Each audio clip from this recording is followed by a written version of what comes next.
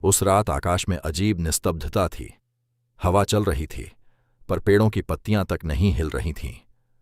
दक्षिण के उस प्राचीन आश्रम में एक स्त्री अपने बालक को सीने से लगाए बैठी थी। उसकी आंखों में भय था, ऐसा भय जिसे शब्दों में नहीं बांधा जा सकता। बालक कई दिनों से बदल चुका था। वह अपनी मां को पहचानता नहीं था। कभी घंटों दीवार को देखता रहता, कभी अचानक किसी वृद्ध की तरह बातें करने लगता। गांव के लोग कहने लगे थे कि उस पर किसी अदृश्य शक्ति का प्रभाव है, लेकिन जब आदि शंकराचार्य वहां पहुंचे तो उन्होंने बालक को देखकर केवल इतना कहा, यह घटना आज की नहीं है, यह कई जन्मों से चली आ रही है। और उसी क्षण वहां उपस्थित हर व्यक्ति के भीतर जैसे कोई पुराना रहस्य जाग उठा। दीपक की कांपती लौ बालक के चेहरे पर पड़ रही थी। उसकी आंखें स्थिर थीं, पर उनमें एक अजीब गहराई थी। शंकराचार्य उसके सामने मौन बैठे रहे। कई क्षण बीत गए। फिर अचानक बालक ने बहुत धीमे स्वर में कहा, मैं इसे मां नहीं मानता। वह आवाज किसी बच्चे की नहीं थी। स्त्री का शरीर कांप उठा। आश्रम में बैठे शिष्य भयभीत होकर एक दूसरे को देखने लगे, लेकिन शंकराचार्य की आंखों में भय नहीं था, केवल करुणा थी। उन्होंने पूछा, तो फिर तू कौन है? कुछ क्षण का मौन छाया और फिर बालक मुस्कुराया। वह मुस्कान इतनी विचित्र थी कि वहां बैठे वृद्ध साधुओं तक के रोंगटे खड़े हो गए, क्योंकि उस मुस्कान में एक बच्चे की मासूमियत नहीं, बल्कि अधूरी प्रतिशोध की अग्नि छिपी हुई थी। शंकराचार्य ने आंखें बंद कर लीं। आश्रम में अचानक ऐसी शांति छा गई मानो समय स्वयं सुन रहा हो। बाहर नदी का प्रवाह धीमा पड़ता महसूस हो रहा था। तभी उन्होंने कहा, मनुष्य सोचता है कि संतान प्रेम से जन्म लेती है, लेकिन हर जन्म प्रेम का परिणाम नहीं होता। स्त्री ने कांपते स्वर में पूछा, तो क्या मेरा पुत्र मुझसे प्रेम नहीं करता? शंकराचार्य ने उसकी ओर देखा और बहुत धीमे स्वर में बोले, हर आत्मा अपने अधूरे कर्म पूरे करने लौटती है, कभी आण चुकाने, कभी ऋण लेने और कभी केवल पीड़ा देने। यह सुनते ही वहां बैठे लोगों के भीतर जैसे कोई अदृश्य भय फैल गया, क्योंकि पहली बार किसी ने संतान को केवल आशीर्वाद नहीं बल्कि कर्म का दर्पण कहा था। उस बालक की आंखों से अचानक आंसू बहने लगे, पर उसका चेहरा अब भी कठोर था। उसने अपनी मां की ओर देखा और बोला, इसे याद नहीं, लेकिन इसने मुझे पहले भी खोया था। स्त्री घबरा गई। वह पीछे हट गई। उसकी सांसें तेज हो चुकी थीं। वह बार बार अपने पुत्र का नाम पुकार रही थी, लेकिन वह बालक जैसे कहीं और चला गया था। शंकराचार्य ने अपने शिष्यों को संकेत किया कि कोई बीच में न आए। फिर उन्होंने उस स्त्री से पूछा, क्या तुम्हें कभी बिना कारण अपने बच्चे से भय महसूस हुआ? स्त्री का चेहरा पीला पड़ गया। कुछ देर तक वह चुप रही। फिर धीरे धीरे उसकी आंखों से आंसू बहने लगे, क्योंकि यह सत्य था। कई बार उसने अपने ही पुत्र की आंखों में ऐसा क्रोध देखा था जो किसी बच्चे में संभव नहीं था। रात्रि और गहरी हो चुकी थी। दूर मंदिर की घंटी की ध्वनि हवा में तैर रही थी। शंकराचार्य ने अग्नि में कुछ जड़ी बूटियां डालीं। धुएं की लहरें धीरे धीरे उस बालक के चारों ओर घूमने लगीं। तभी उन्होंने कहा, संसार में सबसे गहरा बंधन माता और संतान का नहीं, कर्म और आत्मा का होता है। आश्रम में बैठे एक वृद्ध ने पूछा, तो क्या हर संतान पिछले जन्म से जुड़ी होती है? शंकराचार्य ने उत्तर नहीं दिया। उन्होंने केवल बालक के माथे पर हाथ रखा। अगले ही क्षण बालक जोर से चीख पड़ा। उसकी चीख में इतना दर्द था कि वह स्त्री वहीं गिर पड़ी, और उसी क्षण बालक के मुख से ऐसी बात निकली जिसने वहां उपस्थित हर व्यक्ति का रक्त जमा दिया। इसने मुझे मरने के लिए छोड़ दिया था। दीपक अचानक बुझ गया। आश्रम अंधकार में डूब गया। केवल अग्नि की लाल रोशनी चेहरों पर पड़ रही थी। स्त्री भय से कांप रही थी। वह बार बार कह रही थी, मैंने ऐसा कुछ नहीं किया। लेकिन शंकराचार्य की आंखें बंद थीं, जैसे वे उस क्षण में नहीं, किसी और काल में देख रहे हों। फिर उन्होंने धीमे स्वर में कहा, तुम्हें याद नहीं, क्योंकि आत्मा भूल जाती है, लेकिन कर्म कभी नहीं भूलता।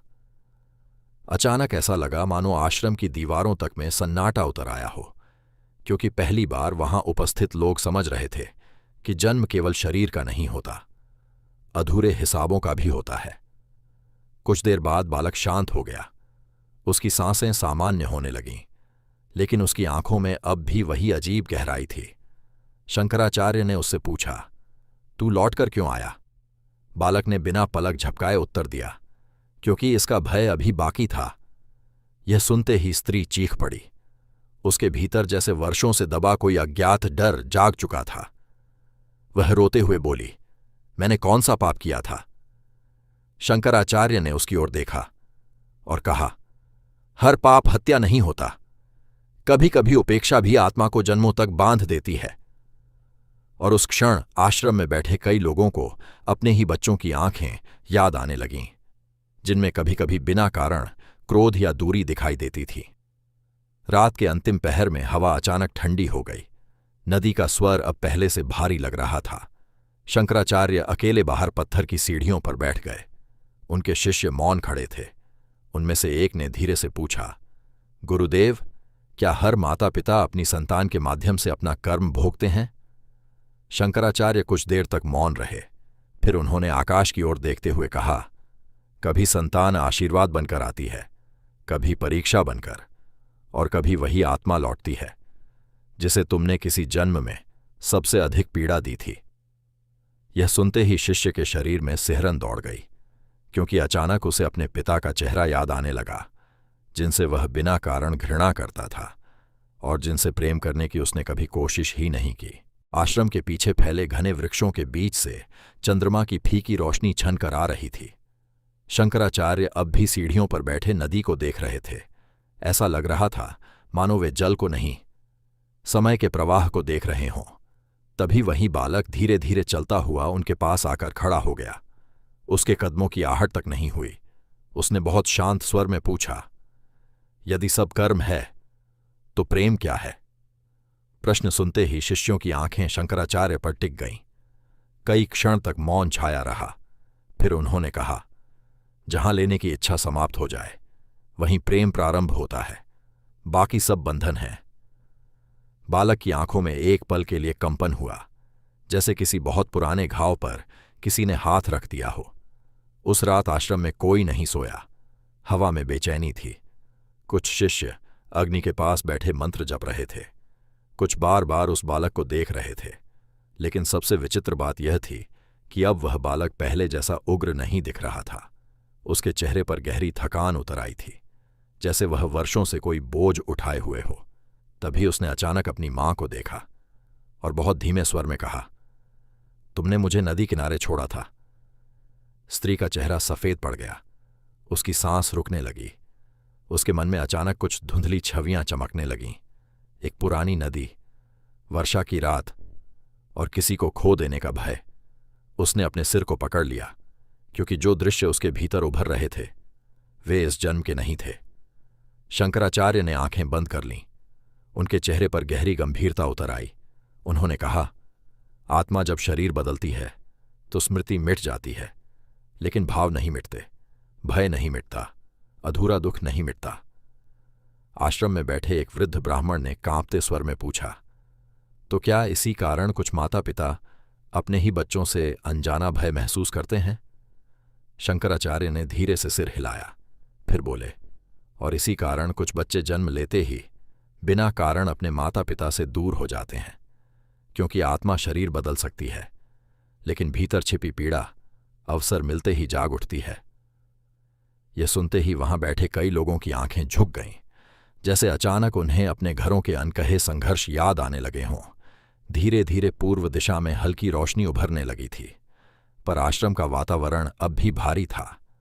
तभी बालक ने अचानक शंकराचार्य का हाथ पकड़ लिया। उसकी आंखों में पहली बार भय दिखाई दिया। उसने कहा, यदि मैं इसे क्षमा न कर पाया तो क्या होगा? शंकराचार्य ने उसकी ओर देखा। उस दृष्टि में कठोरता नहीं, केवल असीम करुणा थी। उन्होंने कहा, तब तुझे फिर लौटना होगा। यह सुनते ही बालक का चेहरा कांप उठा, मानो उसने पहली बार अपने ही बंधन को देखा हो। शंकराचार्य बोले, यही संसार का सबसे बड़ा रहस्य है। लोग समझते हैं कि वे परिवार बनाते हैं, पर वास्तव में कर्म आत्माओं को बांधता है और वही उन्हें बार बार एक दूसरे के जीवन में खींच लाता है। उसी समय आश्रम के बाहर अचानक तेज हवा चलने लगी, वृक्ष झूम उठे। नदी का स्वर भयावह हो गया। ऐसा लग रहा था मानो प्रकृति स्वयं किसी अदृश्य सत्य की साक्षी बन गई हो। बालक की मां रोते हुए उसके चरणों में गिर पड़ी। वह बार बार कह रही थी, यदि मैंने कभी तुझे दुख दिया तो मुझे क्षमा कर दे। बालक उसे देखता रहा। उसकी आंखों में अब क्रोध नहीं था, केवल गहरा दर्द था। और तभी शंकराचार्य ने बहुत धीमे स्वर में कहा, कई बार संतान माता पिता के घर प्रेम लेने नहीं, उन्हें उनके कर्मों का दर्पण दिखाने आती है। यह वाक्य सुनते ही आश्रम में बैठे हर व्यक्ति के भीतर जैसे कोई बंद दरवाजा खुल गया, क्योंकि अचानक उन्हें समझ आने लगा था कि कुछ रिश्ते इतने भारी क्यों होते हैं। बालक धीरे धीरे अपनी मां के पास बैठ गया। उसने कांपते हाथों से उसके आंसू पोंछे, लेकिन अगले ही क्षण उसके चेहरे पर अजीब पीड़ा उभर आई। उसने अपना सिर पकड़ लिया और बोला, मुझे सब याद आने लगा है। उसकी आवाज टूट रही थी। आश्रम में बैठे लोग भय से पीछे हट गए, क्योंकि उसके चेहरे के भाव अब किसी बच्चे जैसे नहीं थे। उसमें एक वृद्ध आत्मा की थकान थी। उसने कांपते स्वर में कहा, मैं उस जन्म में तुम्हारा पुत्र नहीं था। स्त्री की आंखें फैल गईं। शंकराचार्य शांत बैठे रहे। बालक बोला, मैं तुम्हारा छोटा भाई था, जिसे तुमने अकेला छोड़ दिया था। और यह सुनते ही जैसे वहां उपस्थित हर व्यक्ति की सांस रुक गई। हवा अचानक बिल्कुल शांत हो गई। दीपक की लौ स्थिर हो चुकी थी। ऐसा लग रहा था मानो पूरा आश्रम उस एक सत्य को सुनने के लिए ठहर गया हो। स्त्री फूट फूट कर रोने लगी। उसके भीतर वर्षों से दबा अज्ञात अपराधबोध अब आकार लेने लगा था। शंकराचार्य ने धीरे से कहा, संबंध कभी समाप्त नहीं होते। शरीर समाप्त होता है, भूमिका बदलती है, लेकिन जहां भाव अधूरे रह जाते हैं वहां आत्माएं फिर मिलती हैं। फिर उन्होंने बालक की ओर देखा और पहली बार उनके स्वर में गहरी कठोरता उभरी। लेकिन यदि तू इस जन्म में भी केवल प्रतिशोध चुनेगा तो अगला जन्म और भी भारी होगा। बालक की आंखों में भय उतर आया, क्योंकि शायद पहली बार उसे समझ आया था कि वह केवल अपनी मां को नहीं, स्वयं को भी बांधे हुए है। पूर्व दिशा में सूर्य की पहली किरण दिखाई देने लगी थी, लेकिन उस आश्रम में बैठे लोगों के भीतर अभी भी रात बाकी थी। हर व्यक्ति अपने ही जीवन के संबंधों को याद कर रहा था। किसी को अपना कठोर पिता याद आ रहा था, किसी को वह संतान जो बिना कारण उनसे दूर हो गई थी। तभी शंकराचार्य धीरे धीरे उठे। उन्होंने नदी की ओर देखा और कहा, मनुष्य सोचता है कि वह अपने बच्चों को जन्म देता है, पर सत्य यह है कि कई बार आत्माएं स्वयं वह घर चुनती हैं जहां उनका अधूरा कर्म प्रतीक्षा कर रहा हो। यह सुनते ही बालक अचानक कांप उठा। उसकी आंखें नदी के पार कहीं टिक गईं और अगले ही क्षण उसने ऐसी बात कही जिसने स्वयं शंकराचार्य के शिष्यों को भय से स्तब्ध कर दिया। तो क्या अगला जन्म पहले ही तय हो चुका है? शंकराचार्य कुछ क्षण तक मौन रहे। उगते सूर्य की किरणें नदी के जल पर फैल रही थीं, पर उनके चेहरे पर अजीब गंभीरता उतर आई थी। ऐसा लगा मानो वह प्रश्न केवल उस बालक ने नहीं, स्वयं समस्त मानवता ने उनसे पूछा हो। फिर उन्होंने बहुत धीमे स्वर में कहा, अगला जन्म पत्थर पर लिखी हुई रेखा नहीं है, लेकिन तुम्हारे भीतर जो अधूरा है वही तुम्हारा मार्ग चुनने लगता है। बालक स्थिर खड़ा रहा। उसकी आंखों में भय गहराता जा रहा था। शंकराचार्य बोले, क्रोध अधूरा रह जाए तो वह फिर संबंध बनाता है, मोह अधूरा रह जाए तो वही आत्मा फिर लौटती है, और प्रेम अधूरा रह जाए तब आत्मा जन्म जन्मांतर तक भटकती रहती है। यह सुनते ही वहां बैठे कई शिष्यों को अपने जीवन के ऐसे चेहरे याद आने लगे जिन्हें वे भूलना चाहते थे पर भूल नहीं पाए थे। अचानक आश्रम के सबसे वृद्ध साधु ने कांपते स्वर में पूछा, गुरुदेव, यदि संतान केवल कर्म का परिणाम है तो माता पिता का प्रेम इतना पीड़ादायक क्यों होता है? शंकराचार्य ने उसकी ओर देखा। उनकी आंखों में करुणा थी, पर साथ ही एक ऐसा सत्य भी था जिसे सुनना सरल नहीं था। उन्होंने कहा, क्योंकि संसार में सबसे गहरा मोह वही है जहां आत्मा स्वयं को दूसरे शरीर में देखने लगती है। फिर उन्होंने मिट्टी उठाकर अपनी हथेली पर फैलाई और बोले, माता पिता सोचते हैं कि संतान मेरी है, और वहीं से बंधन आरंभ होता है। जहां मेरा जन्म लेता है वहीं भय जन्म लेता है, वहीं दुख जन्म लेता है। हवा फिर से बहने लगी, पर अब उसके भीतर एक अजीब ठंडक थी, जैसे कोई अदृश्य सत्य हर हृदय को छू रहा हो। बालक की मां अब शांत बैठी थी। उसके आंसू रुक चुके थे, लेकिन उसके चेहरे पर गहरी थकान उतर आई थी। उसने पहली बार अपने पुत्र को उस अधिकार से नहीं देखा जिससे एक मां देखती है। वह उसे ऐसे देख रही थी जैसे कोई आत्मा दूसरी आत्मा को पहचानने की कोशिश कर रही हो। तभी उसने धीरे से पूछा, यदि आत्माएं पुराने कर्मों के कारण मिलती हैं, तो क्या कोई संबंध पूरी तरह शुद्ध भी होता है? प्रश्न सुनते ही शंकराचार्य के चेहरे पर हल्की मुस्कान आई। उन्होंने कहा, हां, लेकिन वह संबंध अधिकार से नहीं, त्याग से जन्म लेता है। आश्रम में सन्नाटा छा गया। शंकराचार्य बोले, जहां प्रेम में स्वामित्व नहीं रहता, जहां तुम दूसरे को बांधना छोड़ देते हो, वहीं कर्म टूटने लगता है। और यह सुनते ही बालक की आंखों में पहली बार एक अजीब शांति उतरती दिखाई दी। उसी समय आश्रम के बाहर से एक वृद्धा दौड़ती हुई आई। उसका चेहरा भय से भरा हुआ था। उसने आते ही शंकराचार्य के चरण पकड़ लिए और रोते हुए बोली, गुरुदेव, मेरा पुत्र मुझे मारना चाहता है। वहां उपस्थित सभी लोग स्तब्ध रह गए। वृद्धा कांप रही थी। उसने कहा, वह बचपन से ही मुझसे घृणा करता है।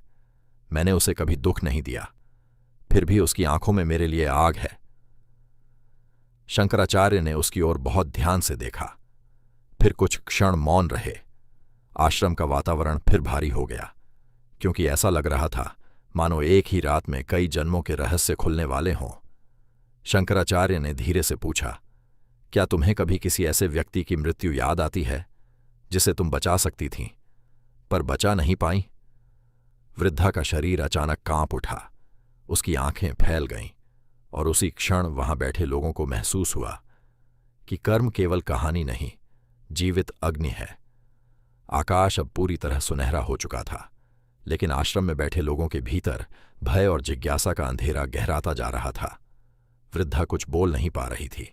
उसके होंठ कांप रहे थे। बहुत देर बाद उसने टूटे हुए स्वर में कहा, मेरी छोटी बहन नदी में बह गई थी, मैं उसे बचा सकती थी। इतना कहते ही वह रोने लगी। शंकराचार्य ने आंखें बंद कर लीं। फिर बोले, और अब वही आत्मा तुम्हारे पुत्र के रूप में लौटी है। यह सुनते ही आश्रम में जैसे समय थम गया। वृद्धा के चेहरे से रक्त उतर गया। वह अपने ही हाथों को देखने लगी, जैसे पहली बार उन्हें पहचान रही हो। शंकराचार्य ने कहा, संसार में कोई भी संबंध अचानक नहीं बनता। जहां भाव प्रबल होता है, आत्माएं वहां लौटती हैं। और यह सुनते ही कई लोगों के भीतर अपने परिवारों को लेकर एक नया भय जन्म लेने लगा। बालक यह सब सुन रहा था। उसकी आंखें अब पहले से कहीं अधिक गंभीर हो चुकी थीं। उसने शंकराचार्य से पूछा, तो क्या कोई आत्मा कभी मुक्त नहीं होती? प्रश्न सुनते ही हवा जैसे रुक गई। शंकराचार्य धीरे धीरे उसकी ओर बढ़े। उन्होंने उसके सिर पर हाथ रखा और कहा, मुक्ति तब मिलती है जब तुम दूसरे को अपने दुख का कारण मानना छोड़ देते हो। बालक की आंखों में आंसू भर आए। शायद पहली बार उसे समझ आ रहा था कि वह जिन जन्मों से प्रतिशोध ढो रहा था, उसी ने उसे बांध रखा था। शंकराचार्य बोले, क्षमा दूसरे के लिए नहीं होती, आत्मा की मुक्ति के लिए होती है। और यह कहते समय उनकी आवाज इतनी गहरी थी कि वहां उपस्थित कई लोगों की आंखों से स्वतः आंसू बहने लगे। तभी आश्रम के पीछे वाले मंदिर से अचानक घंटियों की तेज ध्वनि सुनाई दी। सभी लोग चौंक कर उधर देखने लगे। मंदिर का द्वार अपने आप खुल चुका था। भीतर दीपक की लौ तेज हो गई थी। हवा में चंदन और धुएं की गंध फैलने लगी। बालक एकटक मंदिर की ओर देखने लगा। उसके चेहरे पर भय और आकर्षण दोनों थे। शंकराचार्य ने उसकी ओर देखा और बहुत धीमे स्वर में कहा, कुछ स्मृतियां शब्दों से नहीं टूटती, उन्हें आत्मा को स्वयं देखना पड़ता है। फिर उन्होंने अपने शिष्यों को संकेत किया कि कोई उनके पीछे न आए, और अगले ही क्षण वे उस बालक को लेकर मंदिर के भीतर प्रवेश कर गए, जहां वर्षों से एक ऐसा रहस्य बंद था जिसे जानने के बाद शायद वह बालक कभी पहले जैसा नहीं रह पाता। और उस रात एक जन्म का रहस्य खुल गया। हर हर महादेव।